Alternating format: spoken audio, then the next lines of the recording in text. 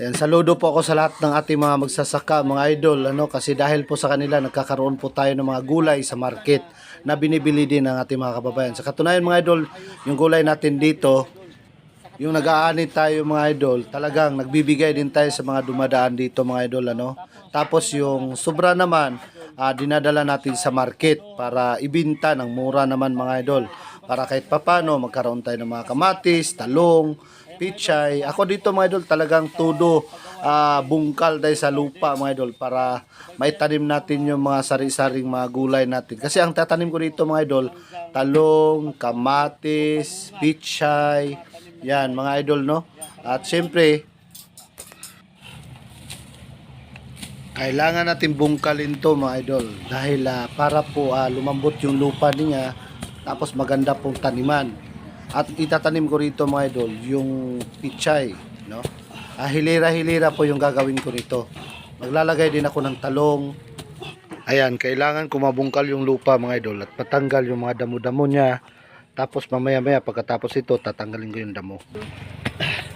Tulad nung dati mga idol, nakapag-ani ako dito ng mga gulay natin. Marami din yung tayong naani dito. Tulad ng mga kamatis, At marami din tayong nabigyan ng mga kamatis, yung mga kababayan natin. Yung mga dumaraan po sa amin, Talagang nabigyan natin. Tapos yung sobra naman mga idol, yun po yung dinideliver ko doon sa market. Para naman kahit papano may mga kamatis tayo sa market. Yan. Malaking bagay po yung mga magsasaka natin. Dahil po sila po yung isa sa nagbibigay, nagbibigay ng mga gulay na mabibilhin ng ating mga kababayan. Kaya talaga kung may sipag ka lang at tiyaga mga idol, talaga po hindi tayo masisiro mga idol.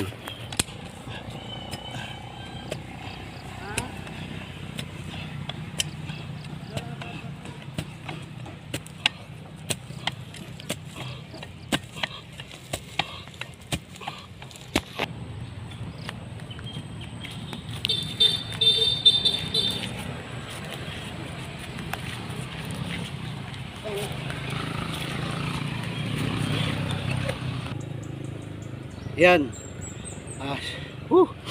Nihingal po ako.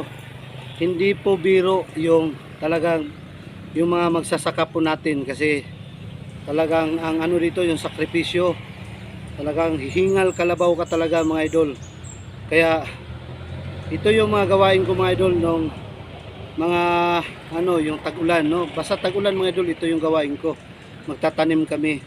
Kasi mahirap naman, sayang naman kasi yung mga ng ulan, kasi panahon ngayon ng tagtanim. Kaya ito yung natapos ko mga idol. Ito pa, pupunuin ko pa yan lahat dyan doon sa kabila. Tapos hanggang doon pa yan mga idol, doon pa yan. Malawak kasi, kaya dandahan lang mga idol.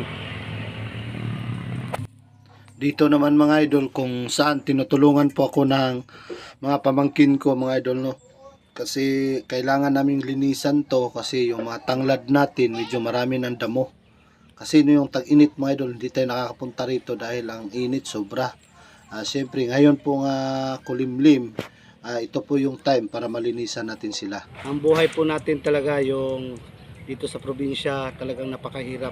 Lalo na sa pagtatanim natin, kaya hindi po biro. Kasi kung isipin po natin talagang kayod kalabaw po tayo.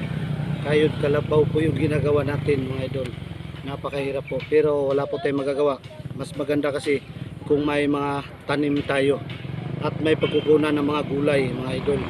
Kaya napakasarap naman talaga ng gulay. Minsan ang ginagawa po namin mga idol, pag medyo marami yung gulay namin, binabahagi po namin sa kapwa po namin yung may mga gusto talaga. Kaya ang tatanim ko dito mga idol, yung mga iba't ibang klase ng gulay mga idol.